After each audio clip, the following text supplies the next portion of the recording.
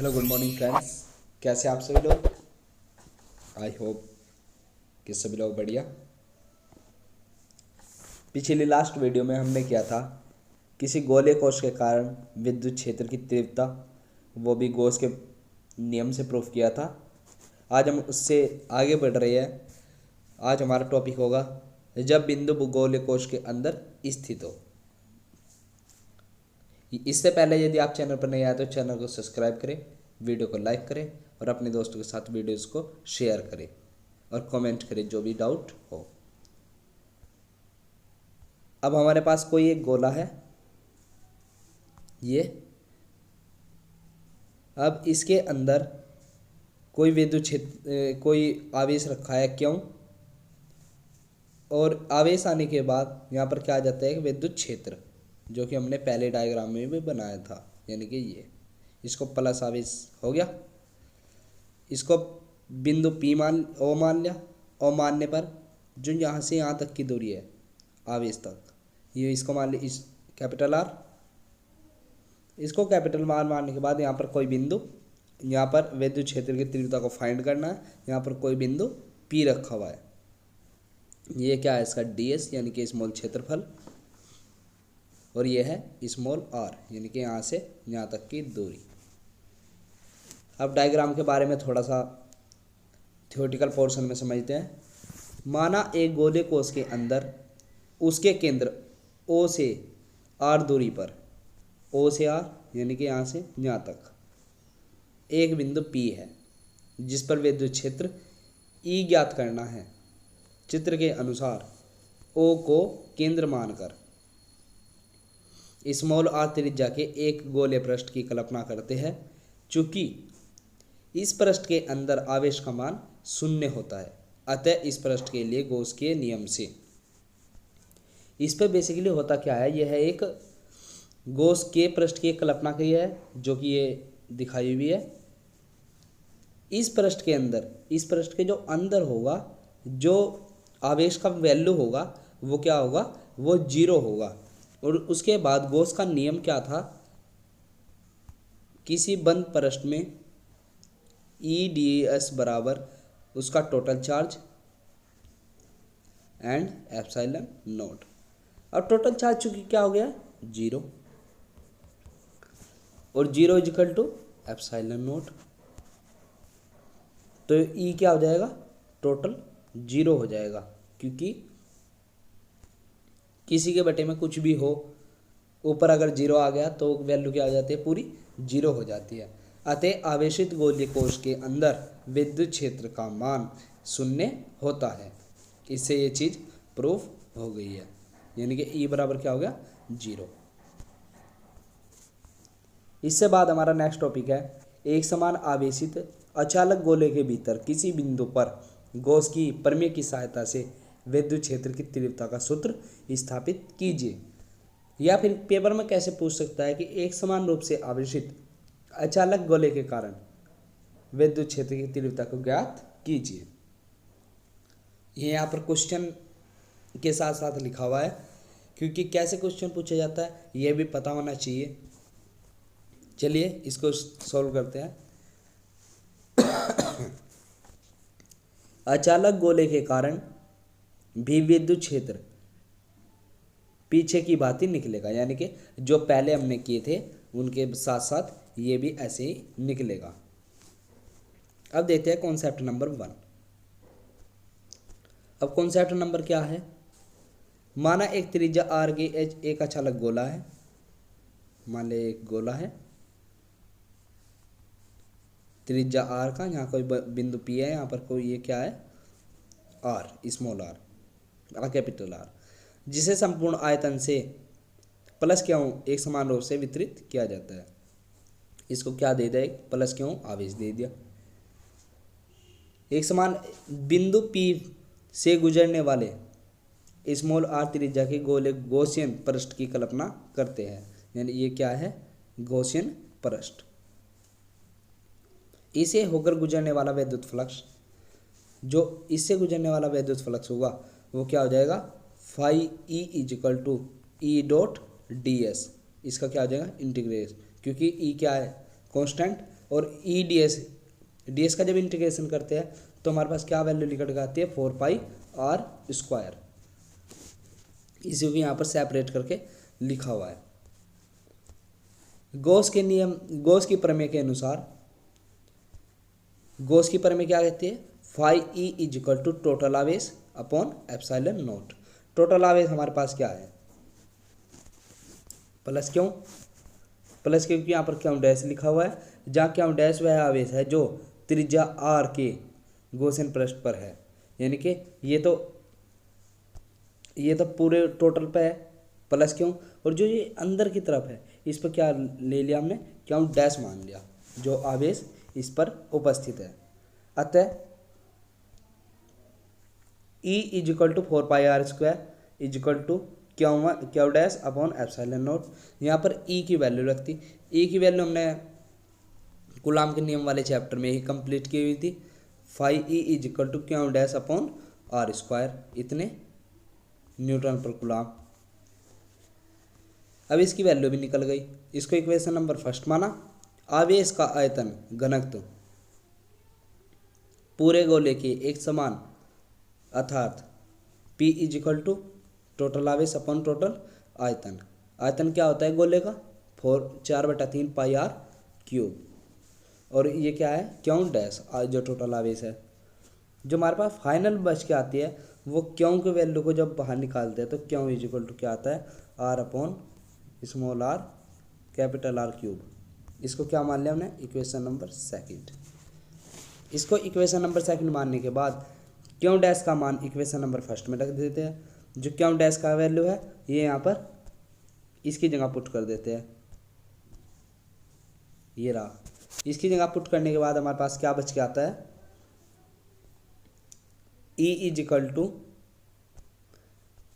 हमारे पास जो फाइनल बच के आती है वो ये वैल्यू निकल करके आती है। और डेफिनेशन से अकॉर्डिंग टू डेफिनेशन क्या कहते हैं, D phi is equal to E dot D S cos theta. और कोस थीटा की वैल्यू कितनी ले रखी है 0। जब 0 लेंगे कोस थीटा की वैल्यू तो कोस 0 की वैल्यू 1, जब इसकी वैल्यू 1 हो जाएगी तो हमारे पास क्या बच के आएगा ई डॉट डी एस ही बच कर आएगा, क्योंकि कोस थीटा की वैल्यू कितनी हो जाएगी 1 को किसी से मल्टीप्लाई करो उतना का उतना ही रहता है। और इसके बाद phi E is equal to यह यानी कि कोई क्लोज सरफेस का integration D phi E is equal E, इसका close surface integration D S, और phi E is equal to E same रहेगा और इसका इंटीग्रेशन कितना होता है 4πr²। ये हमारे पास क्या बन करके आता है, ये हमारे पास फाई ई की वैल्यू निकल करके सामने आ गई। इसके बाद दूसरा प्रश्न है हमारा, एक समान आवेशित अनंत समतल चादर के कारण विद्युत क्षेत्र की तीव्रता का व्यंजन व्युत्पन्न कीजिए। ये ऐसे प्रश्न पूछा जाता है, या फिर अथवा में कैसे पूछ सकता है, आवेश की अनंत समतल चादर के कारण विद्युत क्षेत्र की तीव्रता, या फिर एक तरीके से और पूछ सकता है वो है अनंत समतल आवेशित अचालक प्लेट के समीप विद्युत क्षेत्र की तीव्रता का व्यंजन स्थापित कीजिए, व्युत्पन्न कीजिए। अब क्या होता है, उससे पहले हमें क्या समझना पड़ेगा, आवेश का पृष्ठ घनत्व। आवेश का जो पृष्ठ आवेश घनत्व होता है वो क्या कहता है कि एक समान आवेशित पृष्ठ है कोई, यानी कि कोई ये माना ये एक चादर है, इसको एक समान आवेशित किया हुआ है, एकांक क्षेत्रफल पर विद्यमान आवेश का पृष्ठ आवेश घनत्व अथवा आवेश का पृष्ठ घन, इसे क्या कहते हैं, आवेश का पृष्ठ घनत्व कहते हैं। यानी कि जितना भी उसको चालक को एकांक रूप से एकांक क्षेत्रफल पर जितना भी आवेश स्थापित होगा उसी को क्या कहेंगे, आवेश घनत्व या आवेश का पृष्ठ घनत्व। इसकी वैल्यू इसे कैसे डिनोट करते हैं, सिग्मा से, और सिग्मा इज इक्वल टू होता है total charge upon area. Charge का वैल्यू कूलाम, एरिया का वैल्यू मीटर स्क्वायर, यानी कि कूलाम अपॉन मीटर स्क्वायर। यहाँ पर ये दिखाया हुआ है चित्र, ये कोई चादर है और इस पर क्या कर रखा है, एक गॉसियन पृष्ठ बनाया हुआ है, और इस पर फिर जो टोटल चार्ज है वो क्यों है। माना एक अनंत समतल चादर है जो एक समान रूप से आवेशित है तथा प्रति एकांक क्षेत्रफल में पृष्ठीय आवेश घनत्व सिग्मा है। चादर से स्मॉल आर दूरी पर बिंदु P स्थित है जिस पर विद्युत क्षेत्र की तीव्रता ज्ञात करनी है। इसके लिए चादर के दूसरे ओर एक बिंदु P लेते हैं और P अक्ष लेकर एक बेलन की रचना करते हैं जो गॉसियन पृष्ठ के भांति कार्य करता है। विद्युत क्षेत्र तथा बेलन का वक्र पृष्ठ एक दूसरे के समांतर है तो इसे गुजरने वाला फ्लक्स शून्य होगा। तब बेलन के दोनों वर्तीय सिरों से होकर गुजरने वाला विद्युत फ्लक्स वो क्या होगा। इससे पहले हम थोड़ा डायग्राम के बारे में भी समझते हैं। यहाँ पर क्या हुआ है, एक चादर ली हुई है, एक चादर पर प्लस आवेश दे रखा है। पूरी चादर पर प्लस आवेश देने के साथ साथ क्या किया है, एक यहाँ पर बिंदु P लिया हुआ है, एक इसके पीछे बिंदु P डैश लिया हुआ है और इससे यहाँ से क्या कर रखा है, बेलन की रचना कर रखी है। और बेलन की रचना क्या करती है, गॉस के पृष्ठ की भांति कार्य करती है। उसी चीज़ को समझाया, बाकी सब नॉर्मल है पिछली वीडियो पीछे वाले कार्य के अकॉर्डिंग। अब जो विद्युत फ्लक्स होगा वो क्या होता है, phi E is equal to ES cos theta, क्योंकि दो बिंदु है तो क्या आ जाएगा ES कोस थीटा, दो बार लिख लेंगे। और phi E is equal to theta is equal to कितना लिया है 0 डिग्री। जब 0 डिग्री हो जाएगा उसकी वैल्यू कितनी होती है 1, तो फाई E इजिकल टू कितना आ गया ES प्लस ES यानी कि 2ES। E क्या है विद्युत क्षेत्र की तीव्रता, S क्या है सरफेस एरिया। गॉसियन पृष्ठ के भीतर चादर के भाग का क्षेत्रफल S है। परिबद्ध आवेश यानी कि जो O है यानी कि क्यों है वो अंदर का आवेश है यानी कि क्यों इन, वो क्या है सिग्मा S है।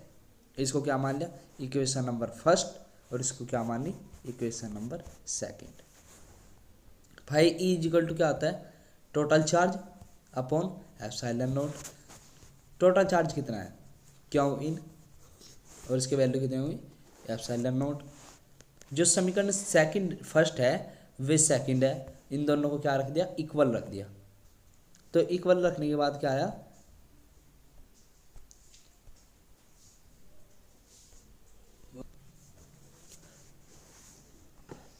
2ES is equal to equation first और इक्वेशन सेकंड को इक्वल रखने के बाद हमारे पास ये बनकर आता है। और उसके बाद क्या करते हैं, जो क्यों की वैल्यू होगी टोटल आवेश, वो आवेश वितरण के अकॉर्डिंग क्या करेंगे उसको सेपरेट करेंगे वैल्यू को। इसीलिए इसके अब क्या बन जाएगा सिग्मा S बन जाएगा और इसकी जगह सिग्मा X पुट कर देंगे। और सिग्मा S पुट करने के बाद ES को इधर इधर ही रख लेंगे, S को उधर मल्टीप्लिकेशन में भेज देंगे। मल्टीप्लिकेशन में भेजने के बाद जो हमारे पास फाइनल वैल्यू बन गया आएगी वो E is equal to sigma S upon 2ES epsilon naught. S से S गया, E की वैल्यू तो इधर भेज दी, सॉरी ये गलती से लिखा गया। तो हमारे पास फाइनल वैल्यू क्या बन के आती है E is equal to sigma upon 2 epsilon naught. और ये क्या है फाइनल रिजल्ट है। अब इससे अगला प्रश्न है जो कि इस पूरी PDF का लास्ट प्रश्न है। इसके बाद नेक्स्ट यूनिट को स्टार्ट करेंगे। रेखीय आवेश घनत्व से क्या तात्पर्य है। गॉस के नियम से एक आवेशित तार के निकट जिसका रेखीय आवेश घनत्व लैम्बडा है विद्युत क्षेत्र की तीव्रता के लिए व्यंजक स्थापित कीजिए। इससे पहले हमें क्या समझना है रेखीय आवेश घनत्व। रेखीय आवेश घनत्व क्या कहता है कि प्रति एकांक लंबाई में आवेश की मात्रा को रेखीय आवेश घनत्व लैम्बडा कहते हैं। और लैम्बडा इक्वल टू कितना होता है क्यू अपॉन एल। ये क्या है कुल चार्ज और अपॉन में क्या है ये चालक तार की लंबाई। इसका जो मात्रक होगा वैल्यू होगी मात्रक की वो कूलाम अपॉन मीटर होगी और विमा होगी वो ATL1 हो जाएगी। कैसे समझते हैं। ये है वीमा, वीमा इजिकल टू क्या होगा, क्यू अपॉन एल। क्यों की वैल्यू कितनी होती है, क्या इजिकल टू IT, IT की कितनी वीमा होती है 80 अपॉन लेंथ है लंबाई, इसकी क्या हो जाएगी एल, एल उधर क्या चल जाएगी माइनस में चल जाएगी एल की पावर। टोटल हमारे पास ये वीमा निकल कर सामने आएगी। अनंत लंबाई के एक समान आवेशित तार के कारण विद्युत क्षेत्र की तीव्रता। माना एक अनंत लंबाई की एक तार है जिस पर धनावेश का वितरण एक समान है। तार के प्रति एकांक लंबाई पर आवेश अर्थात रेखीय आवेश घनत्व तो लैम्डा है। इसे स्मॉल r दूरी पर एक बिंदु P स्थित है जिस पर विद्युत क्षेत्र की तीव्रता ज्ञात करनी है। इसके लिए स्मॉल r त्रिज्या और l लंबाई के एक बेलन की रचना करते हैं। यानी कि ये हमारे पास क्या रखा हुआ है, ये कोई तार रखा हुआ है जिसकी लंबाई l है। l रखने के बाद जो यहाँ से ये एक क्या आ गया विद्युत क्षेत्र आ गया। इसकी जो यहाँ से यहाँ तक वैल्यू है वो क्या है स्मॉल r है, और जो थीटा की वैल्यू है वो 0 डिग्री है, और ये क्या है विद्युत क्षेत्र की तीव्रता है। और यहाँ पर ये क्या है इसका ds यानी कि क्षेत्रफल है, और यहाँ पर ये एंगल कितना है 90 डिग्री।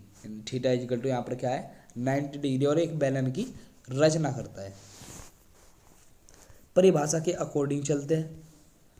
परिभाषा के अकॉर्डिंग क्या होता है कि जो टोटल विद्युत फ्लक्स होता है वो टोटल विद्युत फ्लक्स से इक्वल होता है, यानी कि वक्रीय और समतल दोनों प्रकार के विद्युत फ्लक्स से इक्वल होगा। यानी कि phi E is equal to E dot ds cos theta. एक जगह थीटा की वैल्यू 90, एक जगह कोस थीटा की वैल्यू 0। जहाँ पर 90 डिग्री होगा वो तो क्या हो जाएगा 0 हो जाएगा। जैसे देखिए यहाँ पर वैल्यू 0 रखी, 90 डिग्री है थीटा तो 0 होगी इसकी वैल्यू, और कोस 0 की वैल्यू 1, यानी कि क्या आ गया EDS। फाइनली हमारे पास बनकर आता है। तथा close surface integration ds is equal to 2πRL, यानी कि जो इसका वैल्यू होती है वो 2πRL होती है। जैसे ds की वैल्यू 2πr² होती है, इसकी क्या होती है 2πRL।